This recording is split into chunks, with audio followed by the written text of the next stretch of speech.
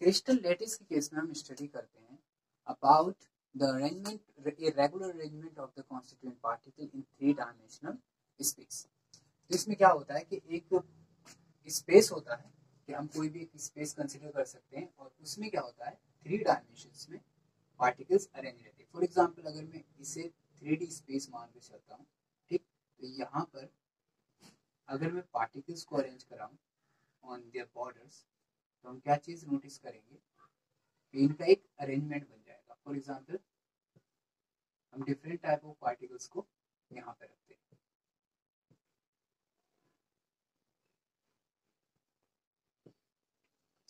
Okay,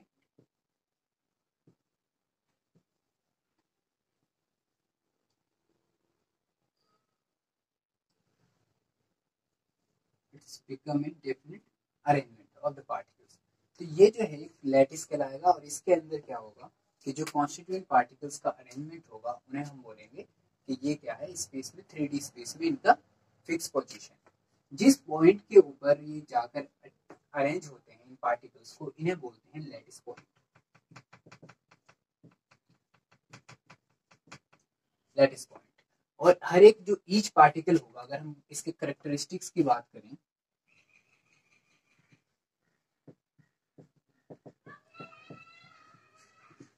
तो every constituent particles, जैसे हमने अभी बात की, तो एवरी कॉन्स्टिट्यूएंट पार्टिकल जो होगा, particle that is called lattice point और lattice side. Lattice side it's a first point in characteristics. दूसरे पॉइंट में अगर हम बात करें तो हर एक जो ईच पॉइंट होता है, each point, it could be an atom, ion और अ मॉलिक्यूल।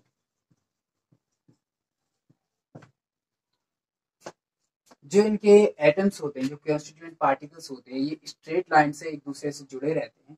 इस वजह से इनकी एक रेगुलर ज्योमेट्री निकल कर आती है और इन लाइंस को बोलते हैं ज्योमेट्री लाइंस। तो दोस पार्टिकल्स वर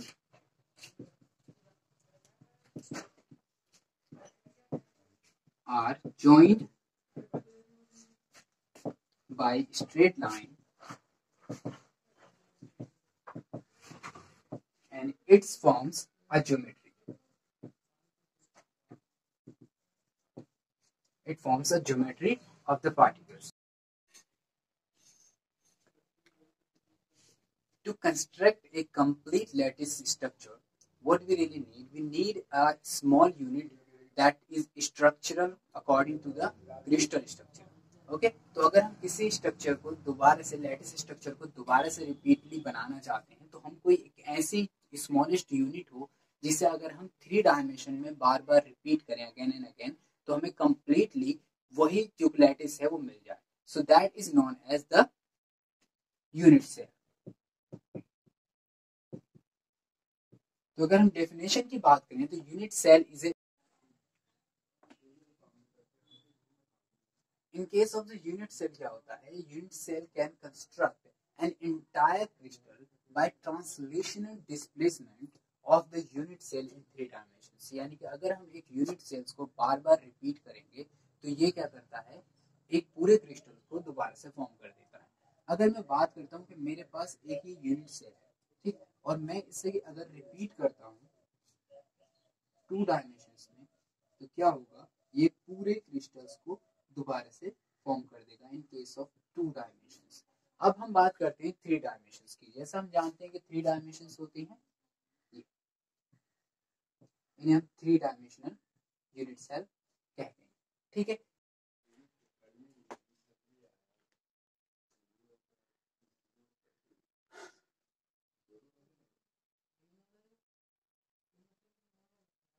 किसी भी लैटिस क्रिस्टल के अंदर क्या होता है कि उसकी जो सारी प्रॉपर्टीज होती हैं, वही सारी properties exist in its unit cell. तो यूनिट सेल एक, हम इस तरीके से बोल सकते हैं कि ये उसकी एक यूनिट सेल है जो उसकी एक पूरे क्रिस्टल की सारी प्रॉपर्टीज को रिप्रेजेंट करती है। अगर हम पैरामीटर की बात करें, जिन पैरामीटर की हेल्प से हम एक यूनिट सेल्स के अंदर उसकी मेजरमेंट को देख सकते हैं, क्योंकि एक्चुअली होता क्या है, एक यूनिट सेल किसी भी एक क्रिस्टल्स के लिए सेम ही होगी। जैसे फॉर एग्जांपल अगर हम एक सेम टाइप ऑफ क्रिस्टल ले लें जिसका एंगल आर है, ठीक है, तो ऐसे ही क्या होगा, अगर कोई क्रिस्टल है जिसका एंगल 90 डिग्री है और इसकी दोनों साइडें क्या है, ए मान ली जाती है, यानी कि दोनों क्या है, इक्वल है। अगर हम बात करें दूसरे क्रिस्टल्स की जिसके अंदर एंगल 90 डिग्री है लेकिन उसकी साइडें क्या है, डिफरेंट है, तो एक पूरे क्रिस्टल लैटिस जो होगी उसकी सारी यूनिट सेल्स का एंगल क्या रहेगा, फिक्स्ड रहेगा, ठीक है। इन case of these you can understand better कि इस केस में क्या है, किसी एक क्रिस्टल के अगर हम एंगल को मान लेते हैं 60 डिग्री, तो इसका एंगल भी क्या रहेगा, 60 डिग्री ही रहने वाला है। तो किसी एक यूनिट सेल के अंदर अगर पूरे क्रिस्टल के एक यूनिट सेल का एंगल फिक्स्ड है और उसकी डिस्टेंसेस फिक्स्ड हैं, तो उस पूरे क्रिस्टल के अंदर जो उसकी यूनिट सेल्स होंगी वो कंप्लीटली फिक्स्ड रहे। Now we talk about what are the parameters those were used to measure a unit cell. So in case of unit cell like this, it is a unit cell. It is a unit cell, and these are the constituent particles of this unit cell. And here we find this point. We call it O point. If we go in this direction, we say it's a Z dimension, it's a X dimension, and it is bi. Okay. तो इस side में जो भी इसकी length होगी that will be ए, ये side कहलाएगी B और ये कहलाएगी सी। मींस जो इसकी एक्सिस है, जो इस पूरे यूनिट सेल की एक्सिस है वही कहलाती है उसकी ए बी और सी, जहां तक भी इसकी डिस्टेंस है। ओके, अब पैरामीटर यूज होते हैं, जैसे फॉर एग्जांपल इसे अगर हम अल्फा मान लें, ये हो जाएगा हमारा बीटा और ये हो जाएगा gamma. So here we have the 6 parameters A, B, C, alpha, beta and gamma. These are the 6 parameters those were used to measure a crystal structure of units. Some other points that we really need to understand about the unit cell, those are the types of the unit cell.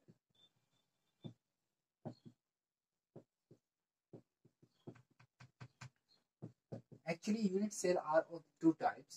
In one, we discuss about the simple or primitive and basic unit cell. The three of the name were used to recall it. Okay, it's a simple or primitive or basic unit cell. इस case में क्या होता है, हम देखेंगे कि it has constituent particles on their corners. The constituent particles are at corners on. यहाँ पे क्या देखते हैं आप, फॉर एग्जाम्पल हमारी ये 3 डायमेंशनल यूनिट सेल है, इसमें जो पार्टिकल्स होंगे वो only exist at corners. Okay, हम लोग बहुत अच्छे से जानते हैं कि किसी भी सिंपल क्यूबिक सेल के अंदर अगर किसी क्यूब के अंदर बात करें तो उसके कॉर्नर जो होते हैं 8 होते हैं, ठीक है। तो यहाँ पर अगर मैं एक चीज को पूछूं आपसे कि एक कॉर्नर पे जो इसका पार्टिकल्स है वो कितनी यूनिट सेल्स के अंदर डिवाइड रहे, somehow it looks like this. It's a 3D structures of a unit cell and इसके 1 2 3 4 5 6 7 8, these are the 8 particles present on their corners. अगर हम इसके पॉइंट्स पर के एक यूनिट सेल्स के अंदर कितने एटम्स प्रेजेंट होते हैं या कितने एटम का वॉल्यूम प्रेजेंट होता है, अगर हम उसे कैलकुलेट करेंगे तो it is represented by number of atoms represented by Z. So we use Z here, and here are how many atoms? 1 2 3 4 5 6 7 8. There are 8 atoms, and how much part of an atom is in the case of inside of a cube? How much part of an atom how much part of an atom is inside of a cube? तो उसे देखने के लिए हम क्या देखेंगे, आप एक स्ट्रक्चर देख रहे होंगे यहाँ पर, ये स्ट्रक्चर बताती है कि इसमें कितना हिस्सा एक एटम का एक कितना हिस्सा एक एटम का एक पार्टिकल्स के अंदर होता है, कितना हिस्सा एक एटम का एक यूनिट सेल के अंदर होता है। तो here the part of the an atom is 1/8। ठीक, तो ये 8 डिवाइड 8 एंड हमारे पास क्या बचता है, तो मतलब यहाँ पर नंबर ऑफ एटम जो होंगे एक सिंपल क्यूबिक सेल के अंदर वो कितने होंगे, 1 होगा। ठीक, तो 1 part of an atom is present inside of A cube.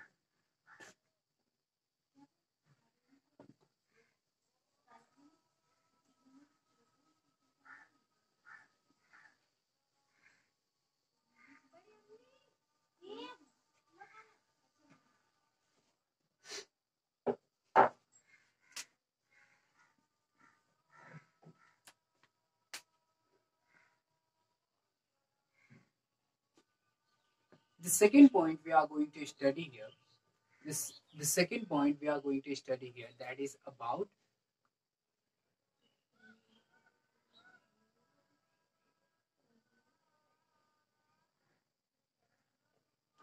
the second type of the unit cell over here is body center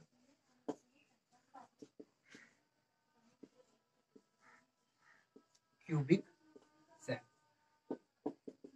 जैसे यहाँ पर बॉडी का नाम आया, बॉडी सेंटर का, तो इसके बेसिस पर क्या हो जाएगा, पार्टिकल्स जो जैसा हमने सिंपल यूनिट सेल में देखा था कि उसके पार्टिकल्स थे कॉर्नर पर,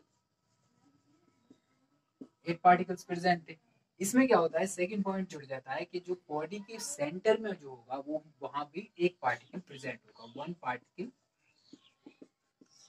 एट सेंटर। जब हम इसकी स्ट्रक्चर ड्रॉ करेंगे तो हम क्या देखेंगे कि ये हमारी एक यूनिट सेल है,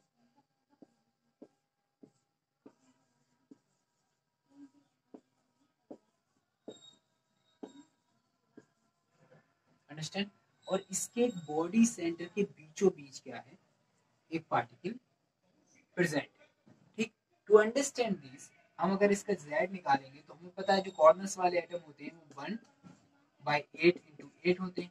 ठीक, और जो बीच वाला एटम है वो सेंटर के बीच में है, दैट्स मीन वो पूरा एक क्यूब के अंदर है, इसलिए हम बोलेंगे कि ये क्या हो जाएगा, पूरा वर्ग हो जाएगा। यहाँ पे 1 8 डिवाइड बाई 8 तो 1 + 1, इसका z कितना आता है, 2।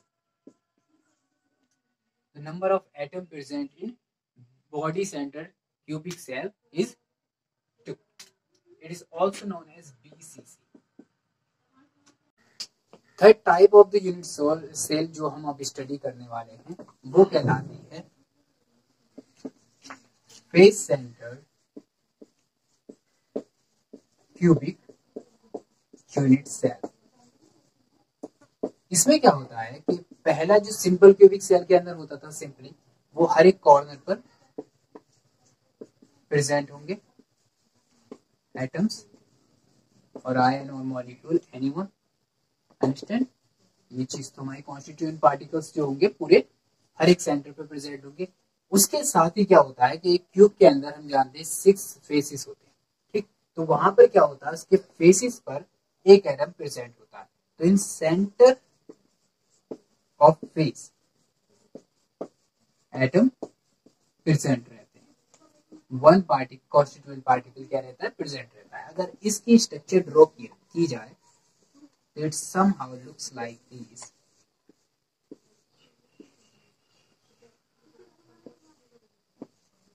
These are the corners, 8 atom done, and it is on the face. It is the opposite side and it is the front side. ठीक है, तो यहाँ पर हमने पता किया कि यहाँ पर क्या है, फेसिस पर है। अब आप एक चीज नोटिस करेंगे कि जो फेस पर है कि कम से कम कितनी यूनिट सेल्स के बीच में डिवाइड हो जाएगा, ये एटलीस्ट 2 यूनिट सेल के बीच में क्या हो जाता है, डिवाइड हो जाता है। इसे इस तरीके से देखा जा सकता है कि आप देखेंगे ये से वाला जो फेस वाला सेंटर पर है, ये एक तो इस यूनिट सेल में होगा और एक इस यूनिट सेल में होगा। इस वजह से जब हम इसका z कैलकुलेट करेंगे तो हम कैलकुलेट करेंगे कि 8 कॉर्नर्स वाले 8 यूनिट सेल्स में है। तो अगर फेस सेंटर की बात करें तो इसमें क्या होता है कि इसका 8 × 1/8 प्लस 6 इंटू 1/2।